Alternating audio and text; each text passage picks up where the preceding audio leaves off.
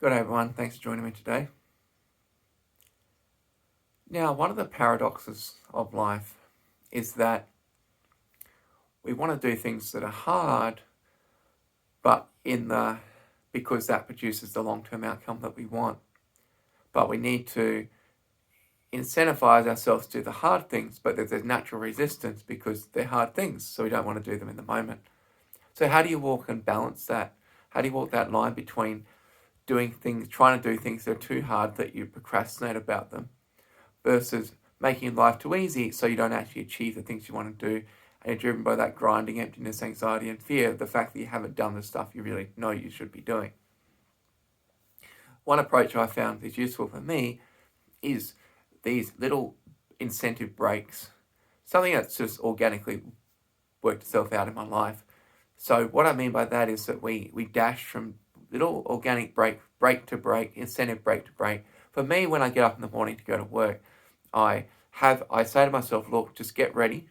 When I'm in that moment when I go to roll out of bed, I'm like, okay, get ready, do everything you need to do.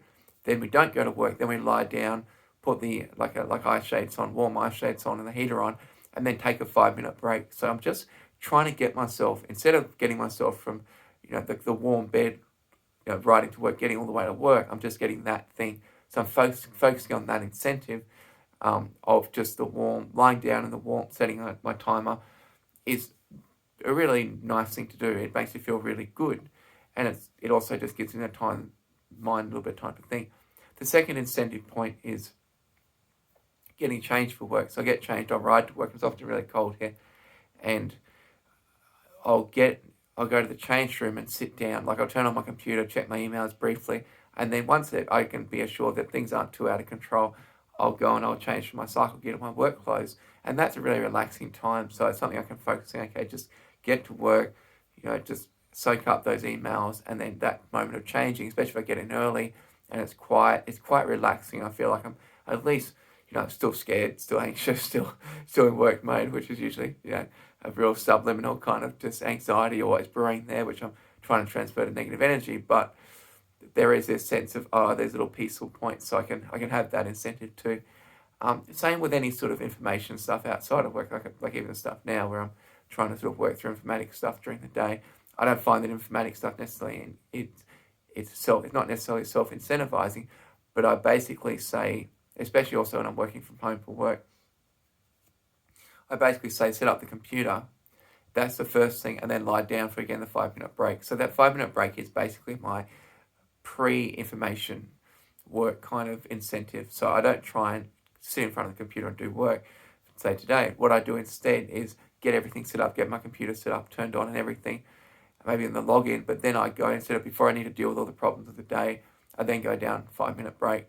And so I'm just obviating that resistance of the hard stuff. So the whole point is what I think of like almost dash to dash. So you're dashing from incentive to incentive, rather than focusing on the hard stuff. And once you get there, it's like just turn up to the gym, right? So if there's a part of the gym you like being at, just focus on that bit. Turn up, get your workout clothes on, maybe warm up, talk to some people, and that's kind of the moment. In principle, that's like the thing you focus on. And then when you're there, then you can decide what you're going to do. Obviously, you would have written that down, but you can basically then sort of coerce yourself into doing the hard stuff if you're not already feeling you're in the mood.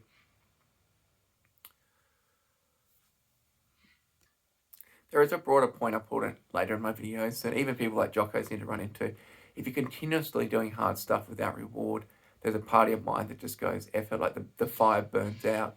So there does need to be, in a more strategic sense, a reward overall for what you're doing. Like if you do a hard day's work, like 5 days of work, it's easy to think, I'll just keep, pushing on and doing hard stuff for the weekend. But for me, I find I just break, but that pendulum has to swing from pain to pleasure, from useful work to incentive. And if you're good, if you're lucky, and if you do it right, your incentives can at least be somewhat synergistic with the overall work, because the rest is part of the performance, right?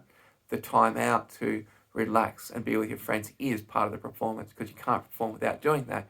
The point is not to be so stressed and so sort of and so ill-advised, or so kind of I guess the word's so disorganized that you will do a positive thing in the work week and then kind of sabotage it by doing things that are not contributing to that, such as obviously, some sort of partying that affects your sleep and excessive drinking and that sort of thing. Um, yeah, I think that's it. Oh, well, thanks for listening, guys, and I'll see you in the next one. Peace.